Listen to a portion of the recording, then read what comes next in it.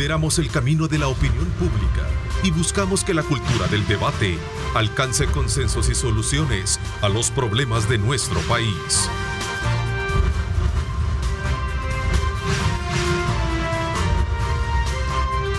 Diálogo con Ernesto López. 6 de la mañana con 31 minutos. Saludamos a todos y cada uno de ustedes que continúan con nuestra programación. Luisa Mayoa nos ha tenido muy informados a lo largo de todo el trabajo periodístico de nuestros equipos diseminados en todo el territorio nacional y por supuesto también con esa cobertura internacional. Bienvenidos a este jueves 23 de febrero de 2023. Esta mañana vamos a tener en la primera parte de nuestro programa un análisis sobre el estado de la economía del país, tomando como punto de referencia muchos indicadores que han colocado a El Salvador precisamente en la mira de ser un país que ha mejorado precisamente el tema de la delincuencia y que eso se puede sumar a ser un factor para nuevas inversiones, tal y como lo han hecho algunas calificadoras de riesgo. Esta mañana vamos a hacer un análisis al respecto, así como también de otros elementos importantes que tienen que ver cómo enfrentar el proceso inflacionario que está experimentando el mundo y particularmente en nuestro país a partir del incremento de algunos productos que son básicos en la mesa y básicos para el uso familiar. Quiero darle la más cordial bienvenida al destacado economista Alfredo Milián, quien siempre está atento a acompañarnos para los análisis de estos temas. Gracias, bienvenido don Alfredo, qué gusto saludarlo. Muchas gracias don Ernesto, para mí desde luego como siempre ha sido un gran placer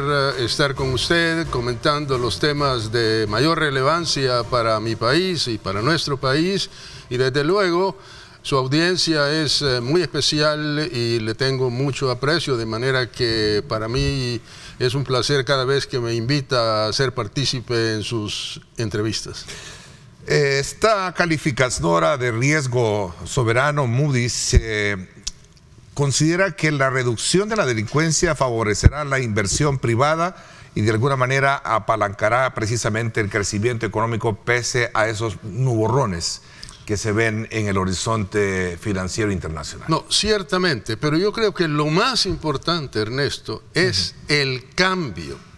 Yo sostengo que en este momento se hace evidente que El Salvador rompió la brecha ganando reconocimiento tanto con la comunidad internacional como con los organismos económicos de desarrollo, la banca comercial y los mercados de inversión como Wall Street.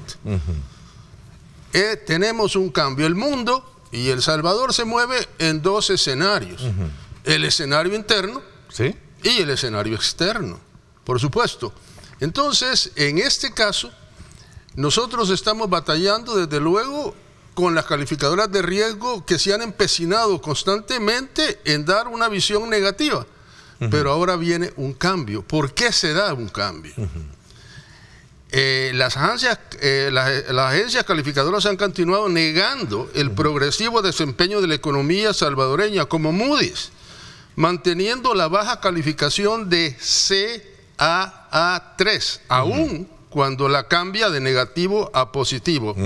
Fitch Rating califica una baja calificación de CC, afirmando que las necesidades de financiamiento son más altas y su falta de acceso a mercados de capital. Por más de 2 años, las agencias calificadoras han mantenido exigencias fuera de orden que según el Ministerio de Hacienda son improcedentes.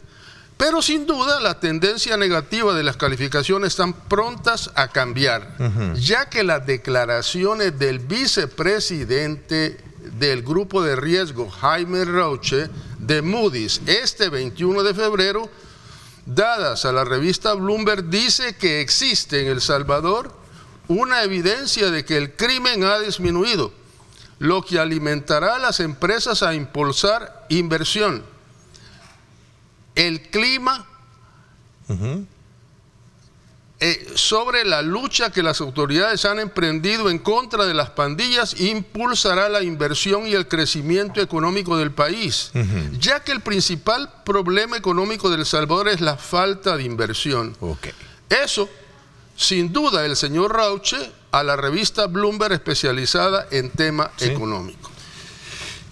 ¿Cómo se traduce eso ya a la hora de poder de alguna manera descifrar de que una vez contenido el problema delincuencial, las empresas pueden ver a El Salvador como un país importante para hacer esas inversiones? La estabilidad ciudadana, sin duda la seguridad. Acuérdense que nosotros venimos batallando, tratando de reducir el número de homicidios a través del tiempo. Fuimos el país más violento del mundo en un momento dado, y en este momento en sus entrevistas usted ha podido comprobar de que la situación de El Salvador ha llegado mayormente cerca del 0 homicidios. Eso, por supuesto, ¿qué es lo que alienta? Alienta sin duda a la economía interna fundamentalmente. Yo creo que es un hecho ya de que para las MIPES y para la microempresa y para la economía informal, la estabilidad económica con la seguridad ciudadana representa oportunidad de inversión. No me estoy refiriendo a grandes inversiones, porque eso es otro tema que también está ocurriendo en El Salvador, como por ejemplo en el turismo, los nuevos hoteles que se están dando, por supuesto, en toda la costa salvadoreña y aún en el mismo San Salvador.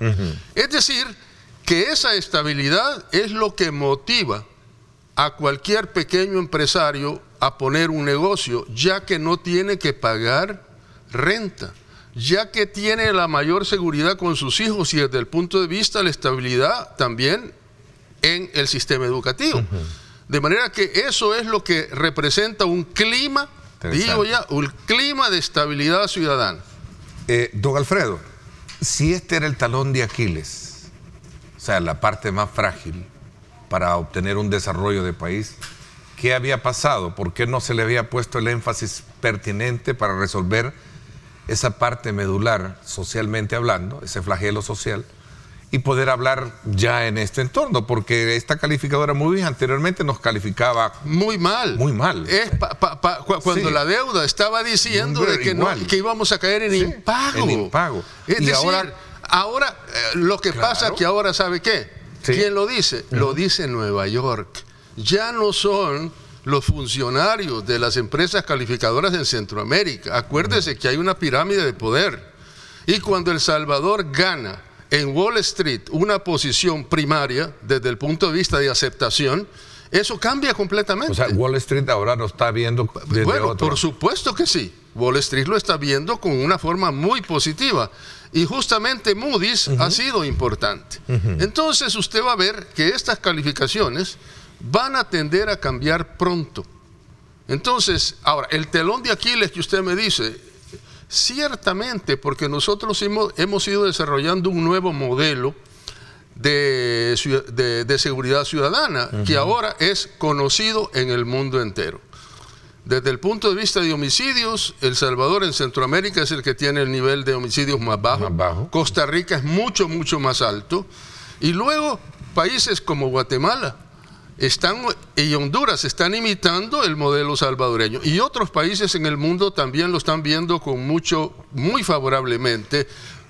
El Salvador le va a prestar servicio a Haití, que tiene una situación de crimen organizado muy alto, y Haití le ha pedido a El Salvador ayuda en la última reunión que tuvieron para poder prestar ese servicio a ese país que es lo que se llama el país menos desarrollado de América Latina. También en el caso, como usted bien lo mencionaba, destaca la revista Bloomberg, durante gran parte de los 4 años transcurridos desde que llegó al poder, el presidente de El Salvador, Nayib Bukele, ha disfrutado de su papel de guerrero antisistema, ¿verdad? Resulta que el impetuoso presidente de 41 años con gorra de béisbol hacia atrás es un éxito en Wall Street. Por eso yo le hablaba del tema del impacto que esto ha tenido en Wall Street, ¿verdad? Con gorra de béisbol hacia atrás. Pero el tema es, como usted dice, Nayib Bukele le ganó a Wall Street. ¿Cómo? Pagando los 800 millones. También dejando ver que la deuda salvadoreña es la de mejor desempeño en los mercados emergentes este año después del Líbano. Es decir, que el desempeño de la deuda, en este caso, El Salvador se ha destacado por la manera que renegoció la deuda de los bonos descontados, una excelente negociación que es reconocida en Wall Street. Eso es muy importante. Hay un factor que está también de alguna manera tomándose en consideración. Yo le decía, qué bueno porque esto nos coloca sobre la vitrina frente al mundo para poder ser atractivo en materia de inversión. Pero también el mundo está pasando nuburrones, está pasando por situaciones bien difíciles, ¿no? Especialmente Estados Unidos. Europa. En temas de inflación. Europa no se diga. Europa no se diga. Europa, el mercado europeo en este momento que estaba de repunte va en descenso muy grande porque el Banco Central Europeo tiene que subir las tasas de interés porque no puede contener la inflación más en Europa. Europa está cambiando fundamentalmente y tiene una crisis profunda, especialmente por la guerra de Ucrania. Entonces, la Europa está realmente en situaciones, bueno, la inflación en Alemania se ha ido muy alta. Entonces, todo eso implica de que la medicina que el Banco Central Europeo está aplicando es imitando a Estados Unidos, al Banco Central de los Estados Unidos, con su política agresiva para contener la inflación. Y eso es muy importante porque todos los índices, todo el mundo está esperando la Reserva Federal que manifieste cuál es el porcentaje de subida de las tasas de interés que están en 4.50. ¿Sí? Posiblemente va a subir otro 0.25%. Se especula que la Reserva Federal puede subir a 5 y hay algunos analistas que están hablando de 6. 6 tasa de interés es altísima y eso, por supuesto, puede generar un problema muy serio con lo que puede ocurrir con la economía desde el punto de vista del impacto que va a tener sobre su estabilidad económica. Y eso puede llevarnos pues a una recesión. Y ese es el peligro. Y ahí quiero agregar una cosa.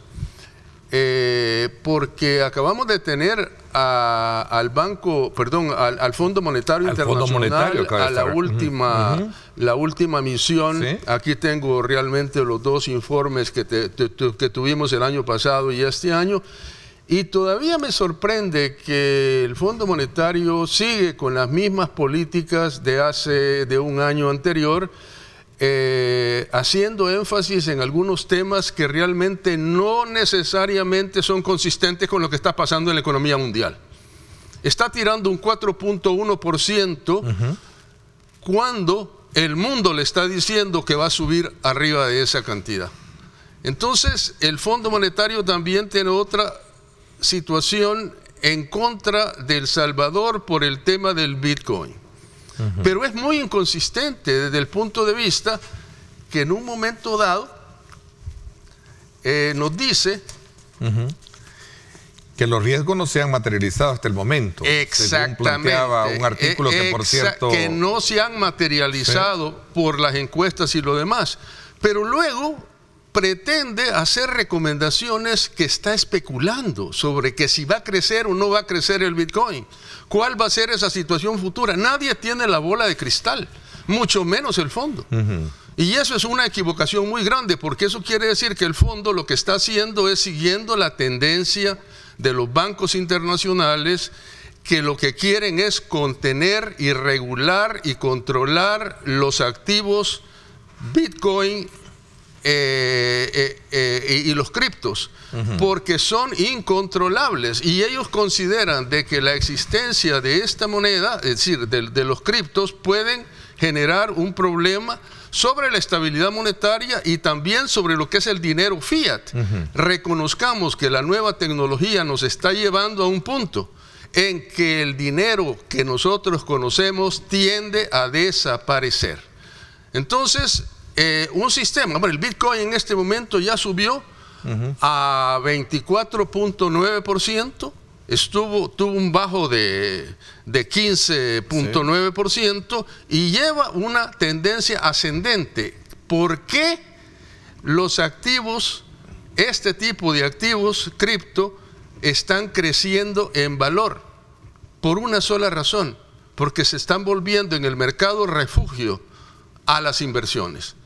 Eso es muy importante. No van para abajo, van para arriba, igual que el oro. Ok, quiero retroceder un poquito o regresar al punto de partida del análisis con el cual arrancamos nuestro programa. Y es precisamente el impacto positivo que ha tenido, ¿verdad?, el efecto de mejorar la seguridad, mejorar el clima como sinónimo para mejorar el clima de inversión. Y todo esto ha sido precisamente por el pago puntual que se ha tenido de la deuda. Pregunta, ¿pagar deuda con más deuda no es qué tan aventurado es para un país como el nuestro, que está endeudado, adquiere una deuda para pagar otra deuda? No, mire, es que eso es usual. Okay. ¿Qué es lo que le puedo decir? O sea, digo, porque otros economistas que manejan el mismo fondo está diciendo que nosotros vamos a tener dificultad con la deuda después de pagar los 800 millones. De acuerdo. Y que en este momento, dice, es insostenible, a pesar de que acababa de decir que la deuda de El Salvador ha bajado. Ha bajado con relación a los demás países que por la pandemia llegaron a sostener deudas arriba del 100%. Entonces, al decir eso, lo que está diciendo el fondo básicamente es de cuál es la situación presente, pero hay 1000 formas de refinanciar una deuda. Una deuda usted la puede refinanciar a más largo plazo, lo que se llama un rollover. El rollover es muy fácil porque ¿qué es lo que hace? Compra deuda nueva para pagar deuda vieja y entonces la deuda vieja se elimina, la deuda nueva se proyecta a más largo plazo, de manera que le da la oportunidad a un país de hacer lo que El Salvador hizo en el 2021. Es decir, mantuvo una economía muy estable, pagó su deuda, tiene los índices de liquidez, logró de una manera extraordinaria todo lo que fue el aporte fiscal, que fue extraordinariamente bueno. Claro, ¿de dónde cree que vinieron los 800 millones? Porque ese punto que yo le menciono es el que algunos economistas que cuestionan un poco la política económica del actual gobierno sostienen. Es decir, pagar deuda con más deuda, pues, ¿qué sentido tiene? No. Es decir, usted tiene una deuda y cuando esa deuda se le hace difícil pagar por los intereses que tiene, ¿verdad?, ¿qué es lo que usted puede hacer? O lo mismo que si usted tuviera un crédito hipotecario, refinanciar lo que hacemos siempre, hipotecario de su casa con la banca comercial. ¿Qué es lo que usted hace? Refinanciar. Va y busca un refinanciamiento. Claro, un refinanciamiento le puede representar una mayor tasa de interés. Pero nuevamente, usted tiene muchos instrumentos dentro de lo que es la economía y los instrumentos monetarios para poder mantener una deuda y poder transar una deuda que no es la gran cosa, le digo, que representa el 77% del PIB salvadoreño. Ok, esa es la respuesta que tiene entonces a esas preguntas o esos cuestionamientos que hacen estos sectores, ¿eh? Sí, no, sin duda. Ahora, hay otro tema que quería mencionarlo. Destacarlo. Por cierto, este día escribe un artículo usted, comentarios al reporte de la misión de la misión del banco, del fondo, correcto. Estuve muy temprano leyendo también. Muchos de la oposición o de la opinión contraria en El Salvador hablan mucho del ENVI, de lo que es el riesgo país. El riesgo país es el indicador de bonos emergentes de riesgo país que colocan a El Salvador como el tercero más alto de América Latina. Así lo calcula quien dice eso, que es JP Morgan Chase. En su definición, eso representa la diferencia de tasas de interés de los bonos denominados en dólares de los países en desarrollo comparados con los bonos del Tesoro de Estados Unidos que se consideran libres de riesgo. Es decir, que el alto nivel de ENVI que tuvimos es lo que permitió a El Salvador renegociar los bonos del 2023 y 2025, porque fueron bonos descontados. Al tener bonos descontados, usted compra una deuda descontada y al mismo tiempo se libra de los intereses que están generando esos bonos. O sea que eso fue una medida genial desde el punto de vista de cómo El Salvador manejó la deuda. Simple, la matemática no se equivoca en ese momento. No se equivoca. Bueno, al final ese es el escenario que tenemos allá y lo mencionábamos al principio, ¿verdad? El análisis pronto de la situación económica debe de verse en dos escenarios, el de afuera y el de adentro. Vámonos adentro. No, el interno yo creo que la fortaleza porque usted menciona algo, perdón que lo interrumpa, don Alfredo, usted menciona algo. En este artículo que publica, el más reciente artículo que usted publica, desmantelar el paquete de medidas urgentes adoptadas por el Estado para contener el alza de los precios podría ubicarnos en alto riesgo ante una posible alza inflacionaria. Este es un elemento importante por el cual subyace la pregunta. Sí. Bueno, entonces... Sí, no, lo que sucede es esto. El fondo hace observaciones sobre la reforma de pensiones, sobre la ley de reforma de pensiones que dice que va a tener un aumento al 30% de la deuda, perdón, de la pensión. Entonces lo que el fondo dice es que si usted mantiene ese alto nivel de pago a las pensiones, se va a descapitalizar. Eso es una medida muy neoliberal que le dice, mire, no se puede endeudar. A ver, ¿qué pasa con las pensiones? El Salvador necesita urgentemente mejorar esas pensiones que no se han movido en 20 años. De manera que esa sí es una necesidad social, política salvadoreña que se tiene que mantener. No podemos aceptar esa posición del fondo porque no es transable desde el punto de vista de nuestra política interna, social y económica. A ver, ubíqueme mejor. Entonces quiere decir que lo que se hizo recientemente no es favorable en términos de sostenibilidad para el fondo. No, para el fondo. Pero eso es para la gente sí, porque al final es un gran alivio. Para El Salvador sí. Por eso es el mismo tema de la seguridad ciudadana, en que hay mucha oposición acusando de que hay una violación de derechos humanos y que eso invalida la misma régimen de excepción. Pero ¿qué es lo que pasa con el resto de la población salvadoreña que sufrió todos los embates de las pandillas, las extorsiones, los asesinatos? ¿Qué pasa con toda esa gente que sufrió eso y que ahora está muy conforme con el hecho de que haya 65,000 malacates presos? Es la misma cosa. A ver, hay un elemento importante también en esto que tiene que ver con toda la parte de incremento de precios que se están generando en el mercado nuestro. Esto tiene que ver mucho con los procesos inflacionarios del mundo a partir de el elevado precio que están experimentando algunos insumos. Pero que de alguna manera también se suma a otro elemento que yo creo que es importante, que no podemos dejar de abordar acá, que tiene que ver con esas medidas que en su momento se planteaban como medidas compensatorias que se aprobaron en la Asamblea Legislativa, ¿se recuerda? No, pero exactamente, eso está como los subsidios. Sí, exacto. Tenemos el nivel de subsidio, bueno, la verdad que era un subsidio. De los combustibles, por ejemplo, era de los combustibles. Es muy importante. El Salvador en este momento es el que tiene el valor más bajo de combustibles en Centroamérica.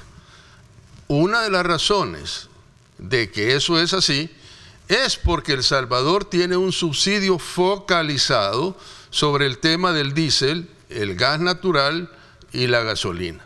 Entonces, eso es parte de las 11 medidas de compensación que había aprobado el Estado, incluyendo los alimentos y otros, para paliar el alza de la inflación.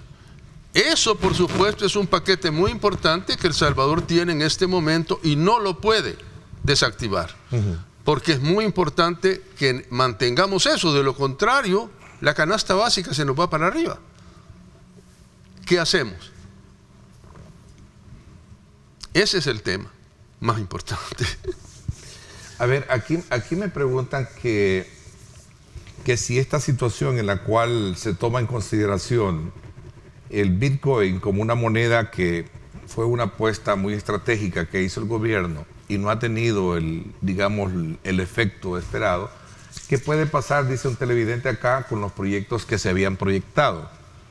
Por ejemplo, Bitcoin City. No, es que aquí tenemos que hacer una diferencia.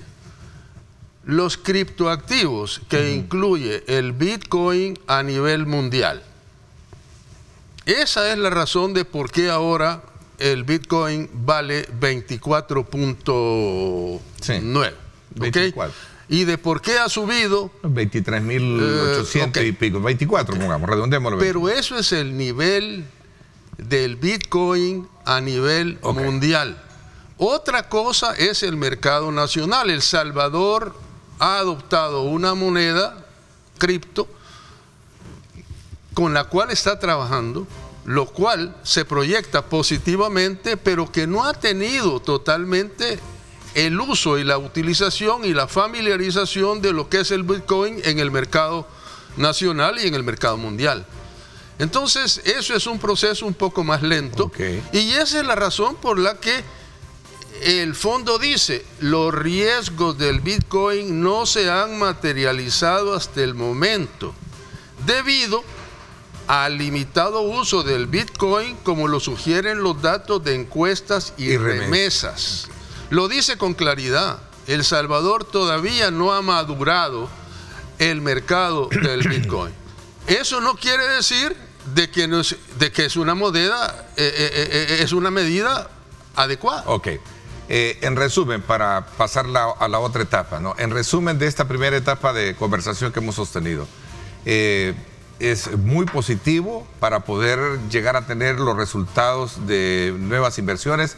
Esta información de que ser responsable pagando la deuda y resolviendo el problema de la inseguridad, la inversión la podemos tener en un mediano o corto plazo en el país. Claro, y no solo eso, porque yo le hablaba de las MIPES y micros, pero también está ocurriendo otro tema muy importante, que es cuál es la aceptación que el mismo fondo dice que la economía salvadoreña creció a un ritmo robusto en 2022 con un 2.8, tal como lo había estimado el Banco Central. Se había estimado de que el crecimiento de El Salvador iba a ser 2.6, pero el Fondo Monetario dice que será que es 2.8 y atribuye tal resultado con el crecimiento de la demanda interna, atribuible a las acertadas medidas para hacer frente a la pandemia, una política efectiva y sin precedentes del control territorial bajo el régimen de excepción antidelincuencial, fuertes ingresos por remesa, turismos y recaudaciones fiscales y una destacada inversión pública. Entonces el fondo le está diciendo de que esa es la situación de cómo se manejó el 2022. Ahora, la situación del 2023 en gran medida depende de cuál va a ser el efecto de la economía europea y de los Estados Unidos en el mundo y cómo nos va a impactar a nosotros en la alza de inflación. Ok, lo que no dijo el fondo, ¿qué es lo que no dijo el Fondo Monetario Internacional? Tengo acá también la versión de un artículo que escribe Ricardo Castaneda de ICEFI, donde resalta algunos aspectos que me gustaría también analizarlos desde su perspectiva. Esto será, voy a hacer una pausa después de que regresemos. Vamos a la pausa, gracias a ustedes por estar con nosotros. Marta Velasco dice, Ernesto, realmente el tema de la seguridad ha sido un factor positivo, ha atraído inversiones extranjeras y también de salvadoreños que viven en el extranjero. Eso es bien importante porque lo vemos a cada momento, ¿no? Claro, de salvadoreños que están viniendo a ver digamos, el ambiente para poder hacer sus inversiones. Voy a la pausa, gracias por estar con nosotros. Regresamos.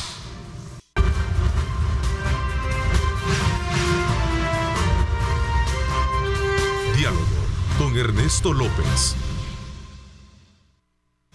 Bueno, gracias nuevamente por estar con nosotros. Decía de que una vez hayamos hecho las valoraciones con respecto a estas calificadoras que ponen y colocan al país en un buen pedestal para poder ser atractivos en materia de inversión, resolviendo uno de los más grandes problemas que en la historia el país ha venido acarreando, que han sido en las últimas 4 décadas, ¿verdad? Un problema de inseguridad, sumado a este informe último de la misión del Fondo Monetario Internacional, y ya usted destaca algunos aspectos elementales en ellos. Pero también tengo otro artículo acá de la posición de Ricardo Castaneda, economista senior de ICEFI, que también plantea, y le voy a leer uno de los tantos aspectos que en su momento, aparte de resaltar cosas importantes que dice, como por ejemplo el aspecto positivo que intenta destacar el fondo es que hubo un crecimiento económico robusto en el año 2022. Eso lo estoy de alguna manera resumiendo. Además, destaca, aquí ya viene la otra parte, además destacan problemas de opacidad, especialmente asociada al uso de dinero público para la implementación del Bitcoin, que ya lo mencionamos. Otro aspecto es que, dice, el fondo plantea la necesidad de tener una verdadera planificación fiscal y señalan que para lograr la sostenibilidad de la deuda es necesario de un ajuste fiscal muy grande. Ese es otro punto elemental que lo hemos abordado con ustedes, es decir, hasta dónde podemos llegar a hacer, digamos, estos ajustes.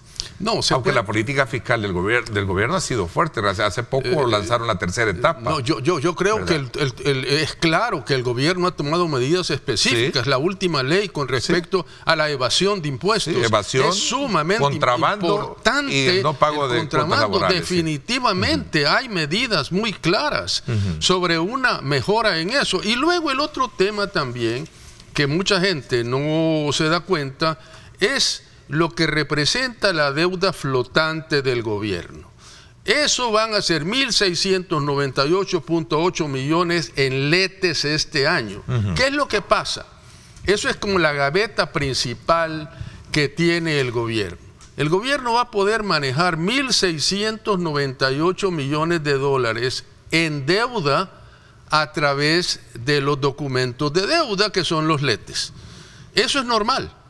O sea que este es el dinero como un préstamo que le da ¿quién? Que es el que compra los letes en El Salvador, es el que le da el financiamiento al gobierno, y esta deuda flotante es lo que le representa el mayor porcentaje de ayuda al presupuesto nacional para poder realizar una cantidad de inversiones. De manera que esto va a continuar siendo muy positivo. Y esto es, por supuesto, la facilidad que tiene el Ministerio de Hacienda para poder manejar su presupuesto. Entonces, la reforma fiscal yo la acepto definitivamente, con todo respeto al amigo Castaneda, y creo que sí, hay todavía muchas medidas que se tienen que ir implementando a través del 23, porque el 23 nos va a representar un riesgo muy alto en caso de que no se pueda contener la inflación. Pero por otra parte también... Sin embargo, la proyección de crecimiento económico es mayor a la que hemos tenido. No sé si tenemos ahí ese dato, que lo podemos reflejar y usted me lo explica mejor. Digo, en términos de saber que sí, si no logramos contener aspectos que vengan a afectar la economía, no podemos alcanzar este tipo de crecimiento. Producción, lo tenemos ahí en la mano. Nos dieron un crecimiento de 2.8. Lo que pasa es esto. 2.4 para el 2023, según lo que yo tengo acá. 2.4, sí, es correcto. 2.4, sí, ahí está. Exactamente. Sí, eso es correcto. Eso es lo que el fondo proyecta. Pero CEPAL proyecta 1.6. Hay una diferencia de consideración de un organismo con el otro organismo. Lo que pasa que eso que nos están diciendo es mera especulación. Nadie le puede decir en este momento cuál va a ser el comportamiento del 23. No lo sabemos. Solo sabemos que hay políticas importantes de contención, tanto en Europa como en los Estados Unidos. Ahora,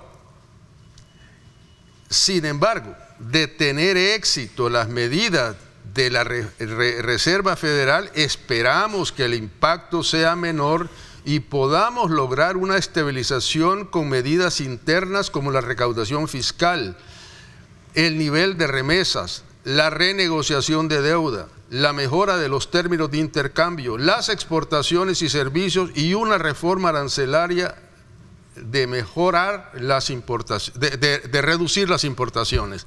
Porque las importaciones están generando un desequilibrio muy grande. Las importaciones son tantos que prácticamente lo que nosotros tenemos que pagar por las importaciones superan en gran medida todo lo que son las remesas y las exportaciones de El Salvador. Es una balanza desbalanceada. Y nosotros tenemos que comenzar a mejorar esa situación, porque es demasiada la brecha. Es prácticamente las importaciones duplican.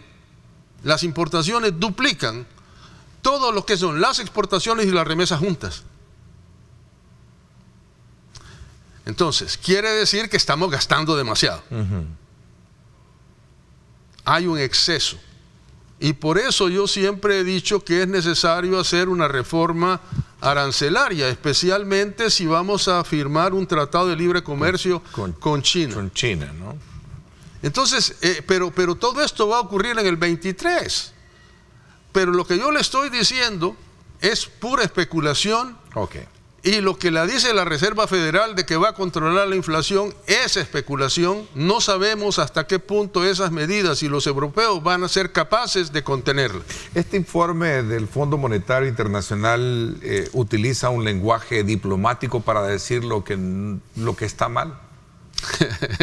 Y a veces muy crudo. Y a veces no tan diplomático entonces, porque eso es lo que plantea Ricardo en este artículo. Sí.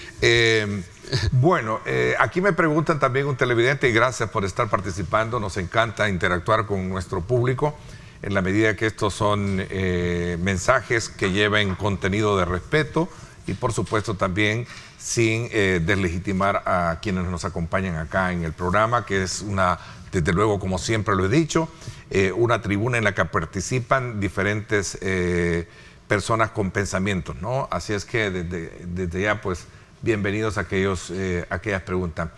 ¿Cómo explica tu invitado, el economista, la situación del alto precio de productos en la canasta básica? Qué bueno, porque el país va a tener nuevas inversiones, se van a generar empleo, Ernesto, pero hay un problema también real que está golpeando a la familia y debería de hacerse una especie de, dice acá, de gabinete, como lo plantearon recientemente otros invitados que tuviste esta semana, ¿no es cierto? Sobre la necesidad de crear un gabinete de seguridad alimentaria, ¿no?, para tratar este tema. Pero la pregunta que está haciendo es cómo entonces también se interpreta esta situación inflacionaria que están teniendo algunos precios de productos de la canasta básica, por ejemplo. No, es que el tema de la canasta básica es fundamental en la economía salvadoreña. Nosotros sabemos que el costo de la canasta básica ampliada debe ser $700. ¿Y cuánto es lo que tenemos?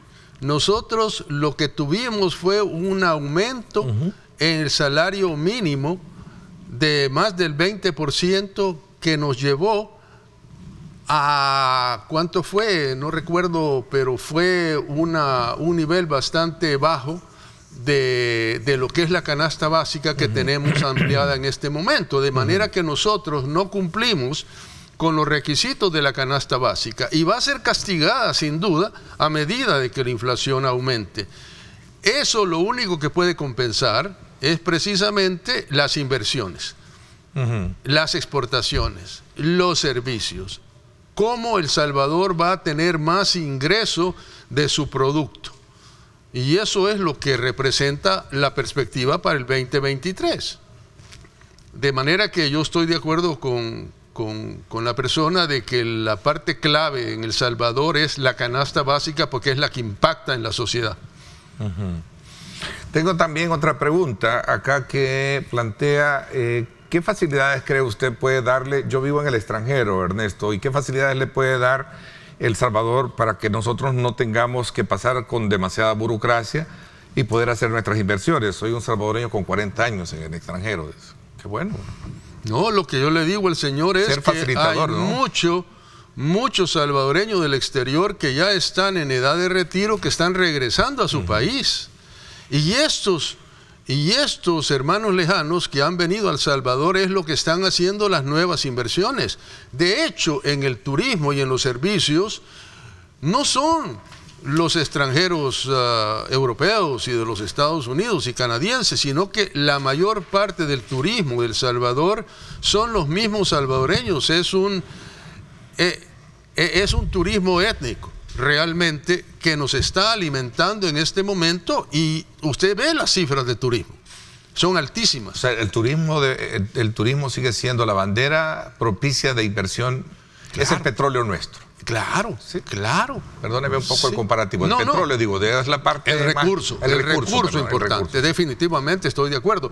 Y creo que eso va a continuar porque la economía interna se ha fortalecido y es la principal semilla de crecimiento de El Salvador. No es la deuda externa. Sabemos que la deuda externa la podemos manejar muy bien y la hemos manejado muy bien y hemos pagado los 800 millones y vamos a pagar los otros 800 millones del 25 con toda seguridad. Se lo dijo el Banco de América, se lo está diciendo, todos los organismos le están diciendo que va a ser positivo el desarrollo del pago de la deuda de los otros 800 millones que se van a dar el 25. Si esa es la situación, quiere decir que hay una visión positiva de lo que es el crecimiento económico de El Salvador. Claro, nosotros venimos arrastrando los 20 y pico de años desde que dolarizamos, porque desde que dolarizamos la tasa de crecimiento de El Salvador ha promediado en el 2%. Quiere decir que si vamos a tener un crecimiento el 2023 arriba de ese 2%, que va a ser positivo. A ver, hay una pregunta que quisiera de alguna manera plantearla, pero está bien larga, y en su momento lo que creo que él quiere decir, el televidente que nos escribe también desde San Miguel, gracias por estar con nosotros. Él dice: Ernesto, ¿cómo si tu invitado interpreta que la situación está bastante importante? Dice, aunque él dice está resuelto el problema económico, ¿cómo se puede interpretar que la situación de los combustibles nos golpea fuertemente a la hora de poder ejercer todas nuestras actividades? Obviamente el combustible no es un producto nuestro, es un factor exógeno. No, pero nosotros, repito, nosotros tenemos el precio más bajo de los combustibles en Centroamérica, pero por una razón, porque el gobierno nos está dando un subsidio para los combustibles, como parte de las 11 medidas que el gobierno adoptó para contener el costo de la vida. Entonces, al caballero es de que sí, a nosotros nos va a seguir costando alto el precio de los combustibles, pero más va a costar en Guatemala y en el resto de Centroamérica. El tema de las pensiones sigue siendo un factor de riesgo para la economía del país, pregunta otro. El factor de la reforma que se hizo de las pensiones es un factor de riesgo para la economía a futuro, pregunta un televidente. No, yo creo que la reforma de las pensiones, señor, en cualquier parte del mundo, usted tiene una pensión y esa pensión se va actualizando año con respecto al nivel inflacionario que experimenta la economía. Es decir, que si usted es una persona retirada en Estados Unidos, por decirle algo, su pensión no es estática, se mantiene creciendo. Ahora, la pregunta: ¿desde cuándo en El Salvador las pensiones fueron actualizadas? De nunca, de nunca. Y ahora con la reforma de las pensiones va a mejorar muchísimo el poder adquisitivo de la gente retirada, especialmente los de tercera edad. Y eso es una necesidad social de El Salvador que el gobierno le tiene que hacer frente. Es ineludible. La reforma de pensiones es importante. A ver, si la ANEP y otras organizaciones del sector privado han evaluado muy bien la situación de que ahora no tienen que pagar la famosa renta, eso significa, Ernesto, de que el país va avanzando y por consecuencia eso se va a traducir en una mejor estabilidad para estas empresas y por supuesto la generación de empleo, ¿no? Obviamente. Es que la generación de empleo también, o sea, a medida de que la inversión crece, el empleo crece. Vaya, si no, El Salvador no estuviese invirtiendo tanto en la inversión pública, en la infraestructura, que son las carreteras, los puentes y lo demás, todos esos tienen un componente laboral extraordinario. De manera que la inversión es sinónimo de empleo. Bueno, el tiempo se nos ha agotado. Sé que hay muchos temas todavía pendientes, específicamente cuando se trata de hablar de un tema sensible como es la parte económica, no solo desde el punto de vista macro, como creo que lo hemos abordado, sino también desde el punto de vista más simplista, ¿no? De saber que lo que está pasando en el mercado hoy en día es producto de factores exógenos, pero que también requieren de una, digamos, política de atención prioritaria, ¿no? Porque al final el bolsillo del salvadoreño es el que más inmediato sufre cualquier alto o cualquier bajo en el tema económico. Y no solamente El Salvador, estamos hablando en todos los países en vías de desarrollo, es la misma situación. Así es que yo creo que El Salvador va enfilado muy prudentemente a hacerle frente, porque si existe una mejora y un éxito en las medidas de la Reserva Federal en la aplicación de las tasas de interés, si eso contiene realmente la inflación, eso va a impactar directamente a nuestro país, claro. Y básicamente el costo de la vida no va a ser tan alto. Yo recuerdo que el economista Adam Smith decía en una de sus teorías: el único presupuesto bueno es el presupuesto equilibrado, decía. Exactamente. No perdamos de ahí. No perdamos. Le agradezco mucho que nos haya acompañado. Muchas gracias. Gracias. Para mí es un placer. Le agradezco muchísimo. Creo que ha sido bien interesante conocer desde su perspectiva el estado de la economía actual, los factores que allá afuera están y por supuesto lo que aquí pasa. Vámonos entonces a una pausa. Cuando regresemos vamos a conversar con el director ejecutivo del Fondo Solidario para la Salud, FOSALUD, el doctor Carlos Emilio Núñez. Vamos a hablar acerca de aspectos que tienen que ver con esto de los riesgos y la alerta sobre la gripe aviar y otros aspectos importantes relacionados con la salud. Así es que acompáñenme.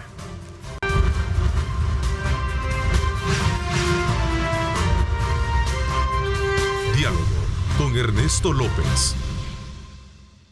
Bueno, gracias nuevamente por estar con nosotros. Agradezco los comentarios de todos y cada uno de ustedes que nos hacen precisamente por el programa que hemos tenido, en la cual ilustra una versión, y lo digo así, ilustra una de muchas versiones que hay alrededor de lo que sucede en el ámbito económico nacional e internacional, tomando como punto de referencia el elemento de las calificaciones que recibe la actual administración con respecto a acciones que han provocado desde luego reacciones en el campo económico mundial como es Wall Street. Así es que, qué bueno, de eso se trata el trabajo que desarrollamos acá, en apostarle precisamente y colocar sobre la mesa temas de mucha importancia para que usted pueda construir su propia lectura del mismo.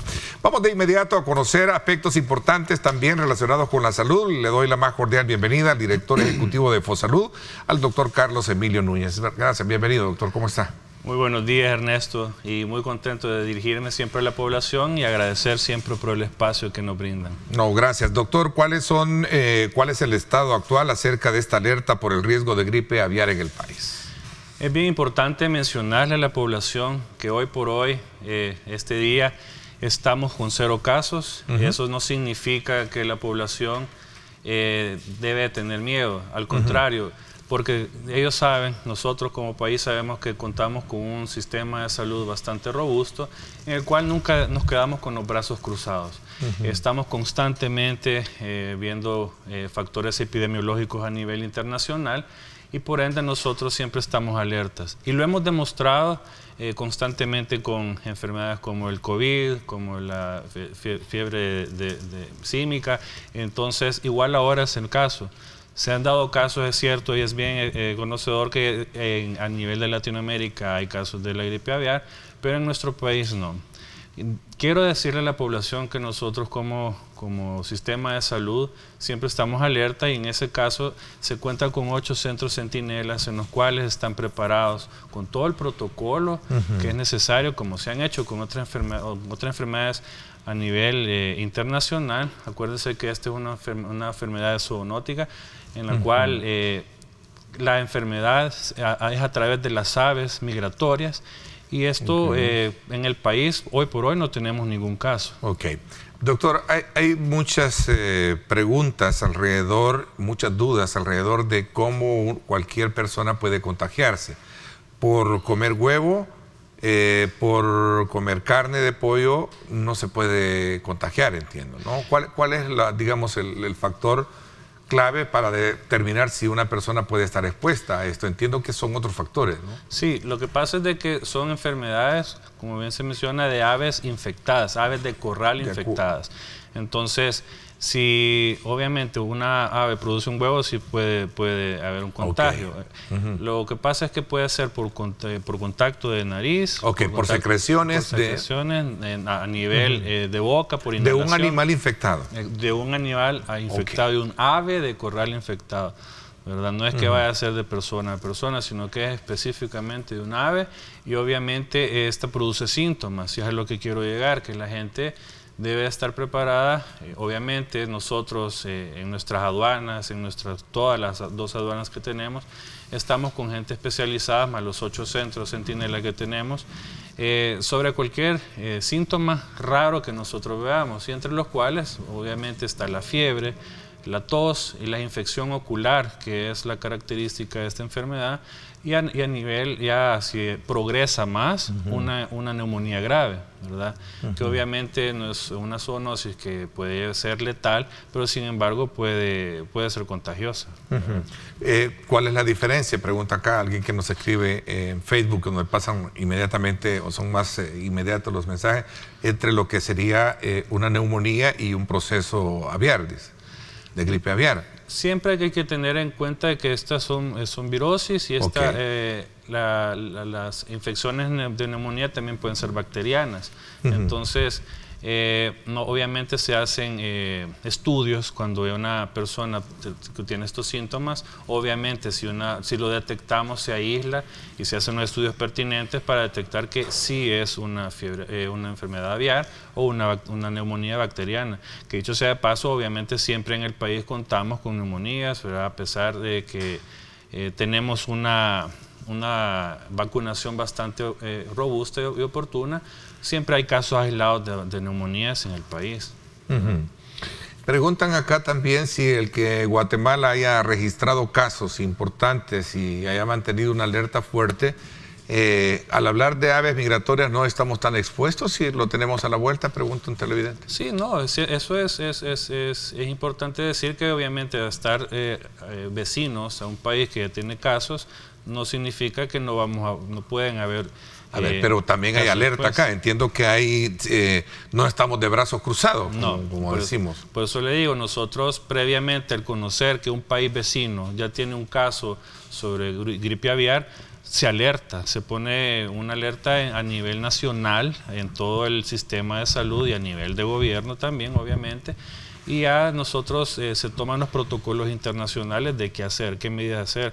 Como les digo, no es la primera enfermedad zoonótica que tenemos, sino que ya hemos tenido otras y se ha manejado de la mejor manera. Ejemplo, la viruela, la enfermedad símica, que nosotros hasta ya tenemos la vacunación, que dicho sea de paso, se ha vacunado alrededor de más de un centenar de personas de las 1.400 vacunas que se adquirió como gobierno.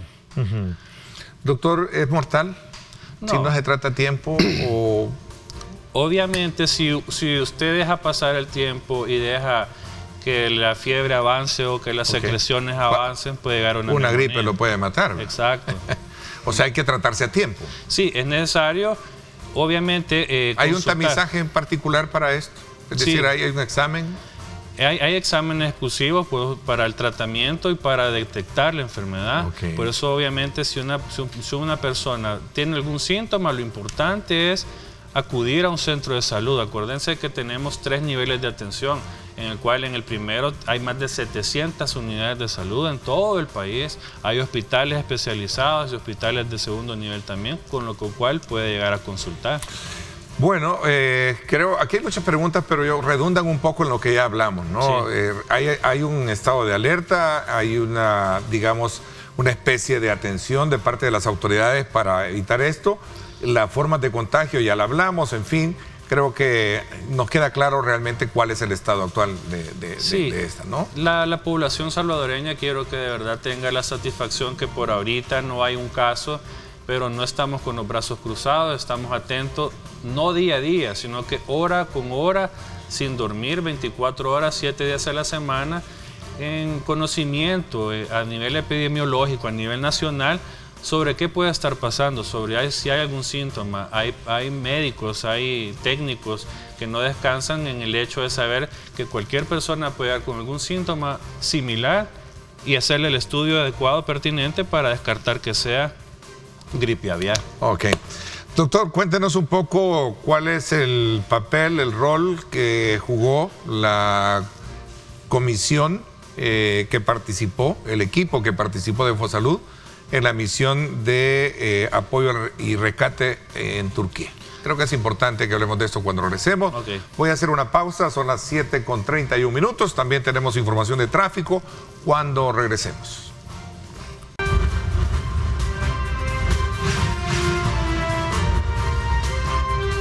Diálogo con Ernesto López.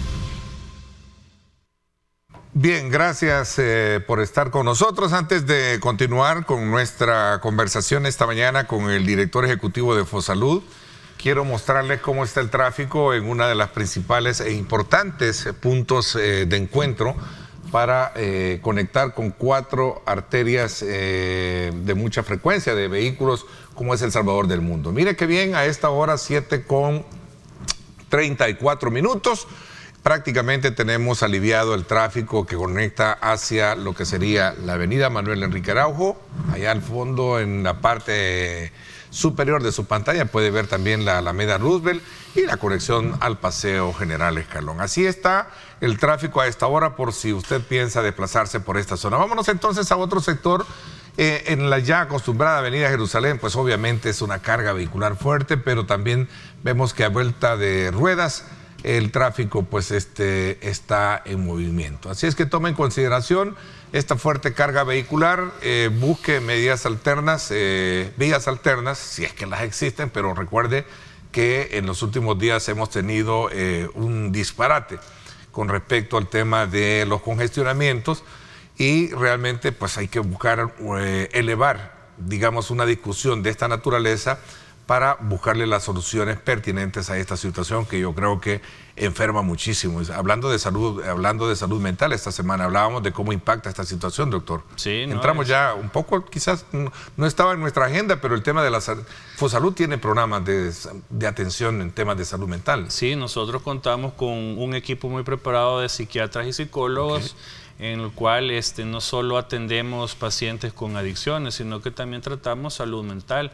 Contamos con 7 centros a nivel de todo el país, en Santa Ana, aquí en el centro y también en Paracentral y en Oriente.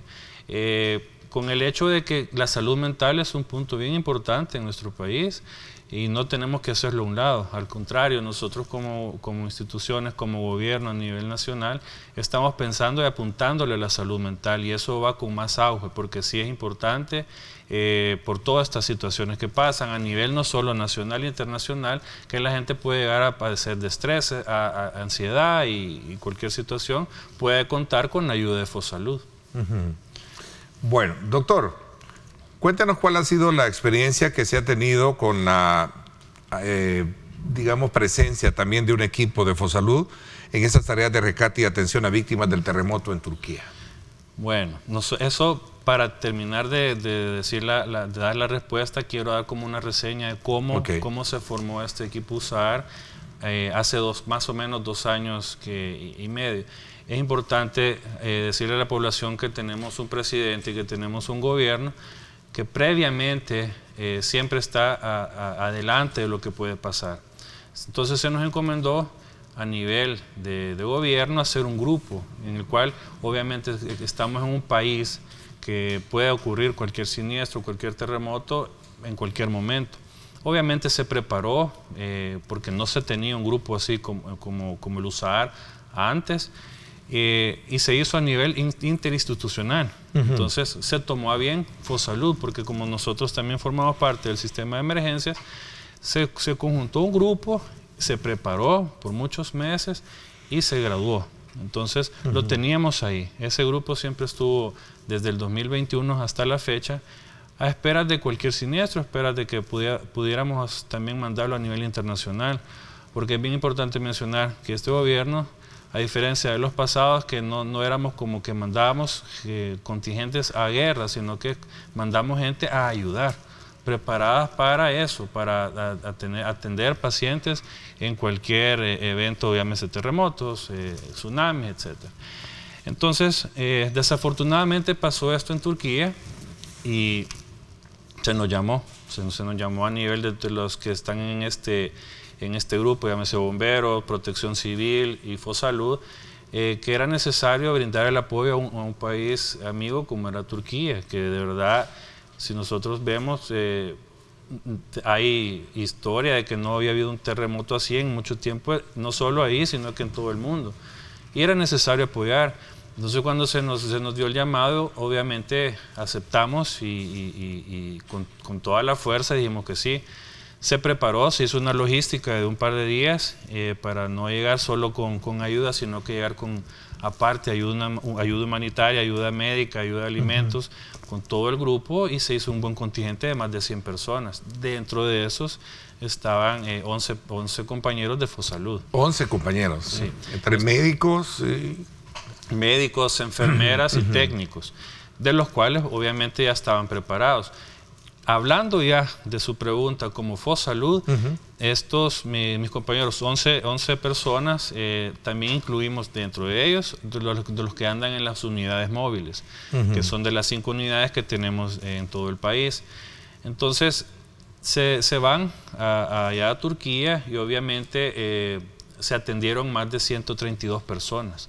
En todos desde el 9 al 17 que se fueron a estar allá, se atendieron alrededor de 130 personas en condiciones demasiado difíciles porque estaban a menos de 15 grados, 10 grados, comían, a veces no comían. Hay de anécdotas a anécdotas, me imagino. Sí, porque hoy... Hay algunas que haya impactado y que haya calado muchísimo en el, digamos, quehacer de la experiencia que se puede en algún momento replicar, Dios no quiera, por la necesidad que podamos tener también nosotros. Bueno, todo el mundo estamos... Hoy creo que no sé en qué parte, si... no sé, en Tazajistán, no sé dónde, que hubo un fuerte terremoto también. Sí, no, ¿verdad? Eso es lo importante, recibir anécdotas y se va a oír feo, pero... Y capitalizarlas. Exacto, y que ellos hayan ido a tener esa experiencia ya, su primera experiencia como grupo, es bien importante y enriquecedor de saber hacia un futuro que puede pasar. Pero sí, los recibimos, ellos vinieron viernes, se les hizo su reconocimiento porque de verdad son unos héroes. Y en ese reconocimiento nos contaron muchas historias de, obviamente, extraer personas vivas, que fueron 12, eso fue un milagro, de más de 150 horas estar soterradas, pero también extrajeron personas ya fallecidas, ¿verdad? Cómo era el protocolo de a dónde se derivaban, a la morgue, si iban a la morgue, etcétera, extraer niños, o sea, era un panorama bien aterrador. Sin embargo, el hecho de que el hecho de dar ayuda humana, el hecho de que fueron a tener una fuerte experiencia para un futuro en otro país o acá, eso es lo importante. Que sepan que nuestro gobierno ya tiene un grupo muy especializado y que no puede envidiar, como decía mi colega, el doctor Gavidi, con otros países como Israel, con otros países como Holanda, que se dio Francia, de que nosotros tenemos la misma capacidad que estos países para ir a ayudar a afrontar un terremoto de dicha magnitud y sacar personas de la mejor manera, en buen estado, vivas o que se brindó la atención. Entre estas atenciones que nosotros dimos, obviamente también había emergencias como heridas, golpes muy fuertes, golpes psicológicos también con salud mental. Entonces todo ese panorama nosotros lo atendíamos cuando había alguna necesidad o entre los mismos rescatistas también. A ver, yo lo conversé este tema, no recuerdo con qué funcionario en su momento, y la verdad que con el director del Cuerpo de Bomberos, y le decía de que esta experiencia que resalta la solidaridad de El Salvador en un país que allá en Medio Oriente, obviamente, sí. Muchos podrían decir, bueno, ¿y El Salvador qué tiene que andar haciendo allá? Creo que hay que verla en función, primero, de lo solidarios que muchos países son con nosotros cuando tenemos este tipo de tragedia. Y segundo, el aspecto que tiene que ver con la experiencia que se recoge, porque entendería yo que esta experiencia puede llevarnos a crear ya un grupo que realmente tenga a la hora de poder actuar ante situaciones de emergencia que se nos presenten a nosotros. Correcto. Nosotros somos un país altamente vulnerable. Por tanto tiempo, según la cronología histórica, nos ha demostrado que nos pegan los terremotos cada 15, 20 años. Exacto. La experiencia es muy importante. Imagínense que estas 11 personas se van a hacer replicadoras de lo que acaban de ir a hacer. Pueda que sea 50 más y estos se van a ir replicando experiencias vividas de algo tan importante. El hecho de que se haya ido un país no es por algo pensar que fue por algo raro, sino que simplemente tener la humanidad, contar con ir a ganar una experiencia y apoyar es lo más importante. Nosotros, voy a hablar como Fosalud, creo que tenemos un espíritu siempre de estar pendiente de la población y eso es lo que se ha inculcado en tratar de ayudar. Y yo sé que Protección Civil y también los bomberos tienen ese mismo espíritu, ¿verdad? De apoyar. Y yo sé que cuando se les hizo el llamado, ninguno hizo una cara fea, sino que todos, al contrario, quisieron llegar a eso, al apoyo de ir a salvar personas. Claro. Regresan el 11 y reciben reconocimiento como lo que estamos viendo en la Asamblea y también el Ministerio, todo el personal, ¿verdad?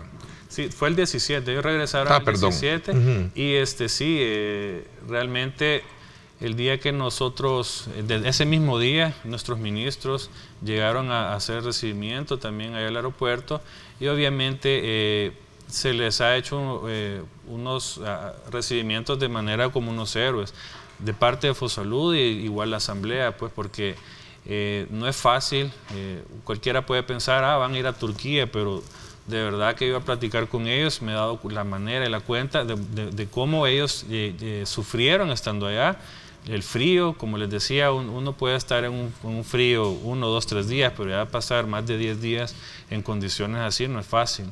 Y más ayudando y tratando de salvar vidas, ¿verdad? Sí, la verdad que es una experiencia bien difícil, dura. Correcto. Por la situación del impacto catastrófico, ¿no? De los edificios, que de verdad fue devastador eso, ¿no? Sí, pero lo importante, como usted decía, es la experiencia y saber que el país cuenta con un grupo bastante especializado de más de 100 personas, por lo cual no tenemos que envidiar a otros países. Realmente estamos bien especializados en eso. Cuénteme un poquito, esta semana cumplió años, voy a hacer una pausa, cumplió su primer aniversario. La ley Nacer con Cariño. ¿Qué papel juegan ustedes y cuál es el aporte que están haciendo precisamente a esta nueva forma de tratar a la madre desde la concepción, ¿verdad?, hasta el nacimiento? Yo creo que eso me encantó esa conversación que tuve con 2 representantes acá para conocer in situ en qué consiste toda esta nueva modalidad de servicio y atención, ¿verdad? Así que vamos a hablar de esto cuando regresemos. Gracias por estar con nosotros. Vamos a la pausa y volvemos con más.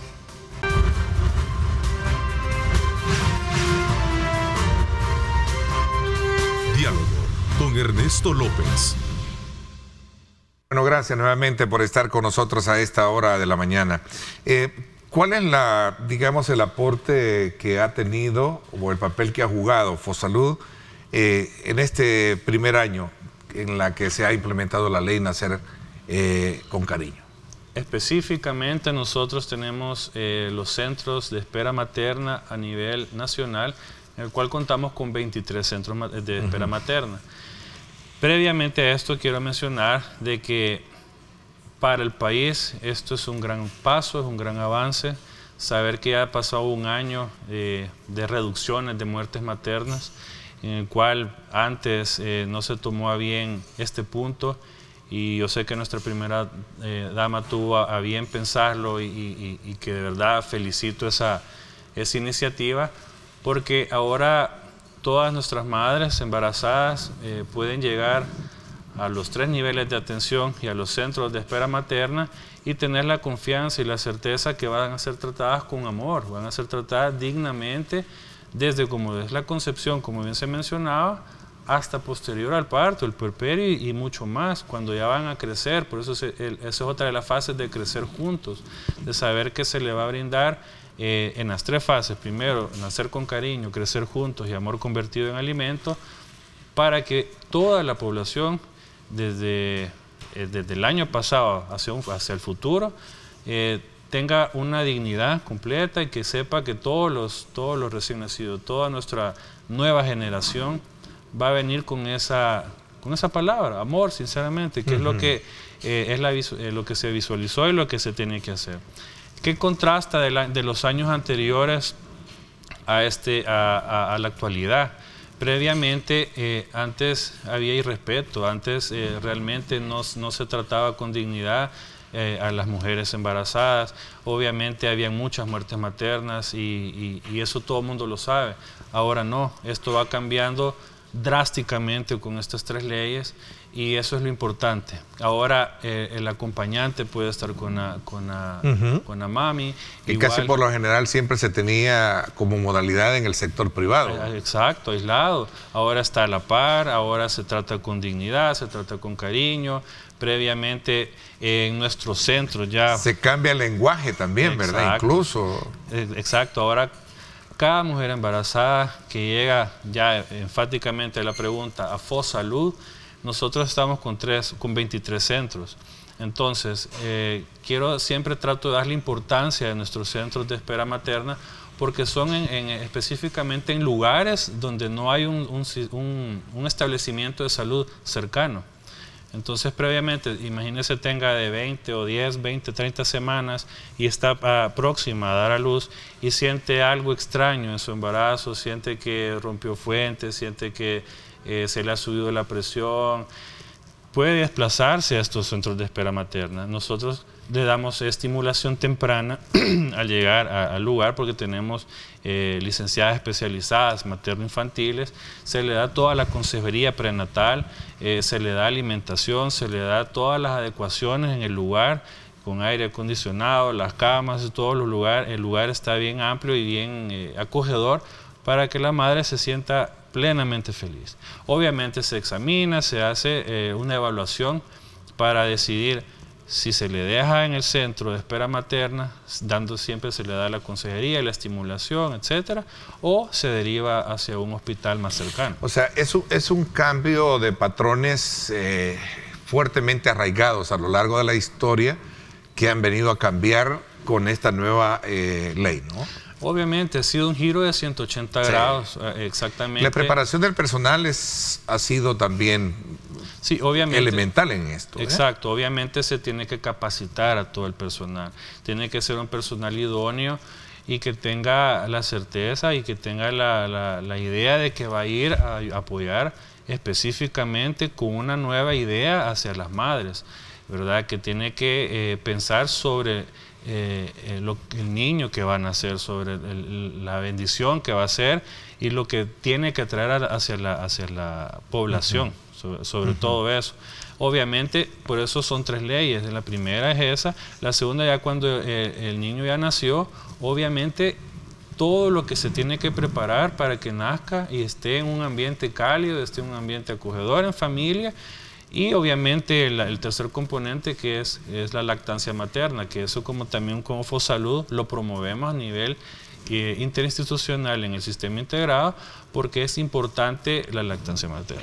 Ok, la estimulación parte desde el hecho de saberle hablar al bebé, ¿no? Correcto. Y que él mismo consienta o sienta que realmente van a nacer con cariño, como bien dice la ley, ¿no? La ley. Ese es uno de los componentes maravillosos que tenemos a nivel nacional.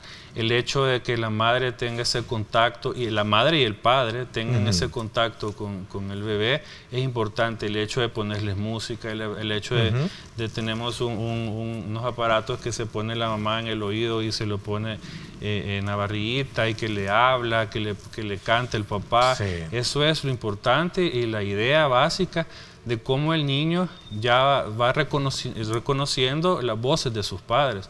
Entonces, eso va despertando el amor, va despertando todas las sensaciones que el niño va a tener hacia el futuro. Así es, por eso es que nosotros ya pronto vamos a chinear también aquí en el canal, ¿verdad? Hablando de...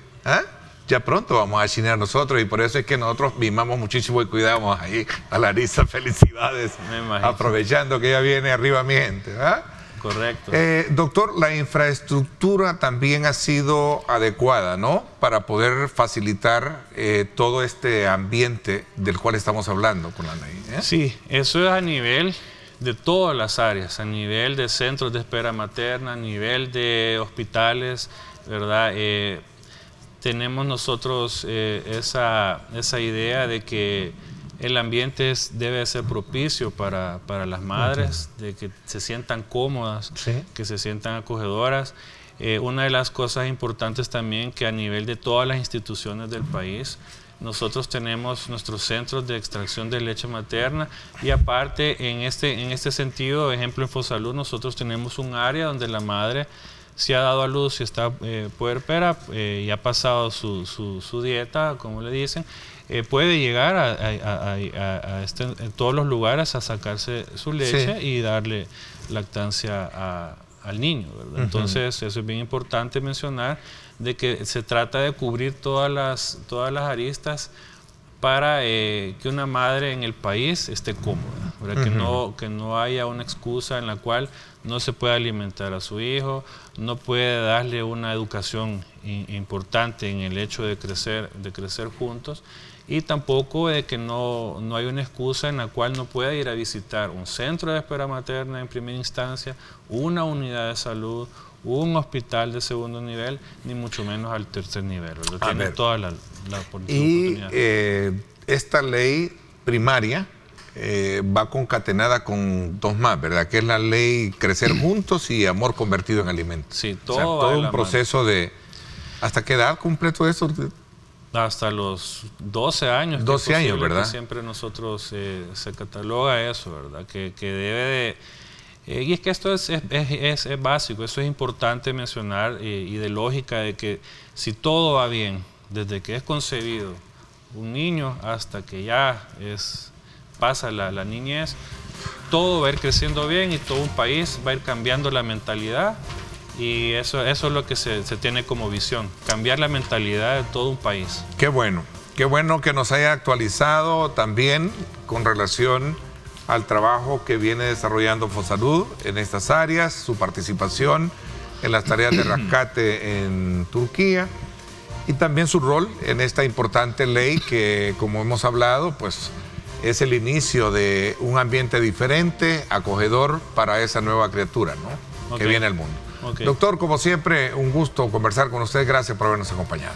Igual para mí, Ernesto, igual para la población, que sepa que siempre estamos trabajando para todo un país y que esa es la misión, salvaguardar la vida de las personas y estar siempre pendientes por cualquier enfermedad que aparezca siempre.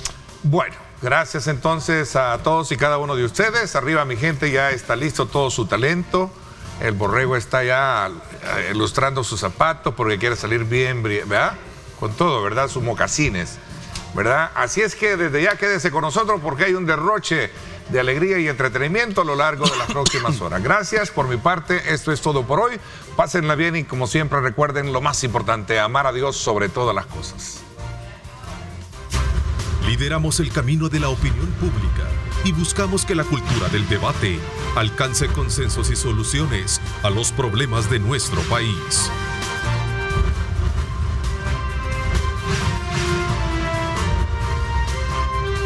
Diálogo con Ernesto López.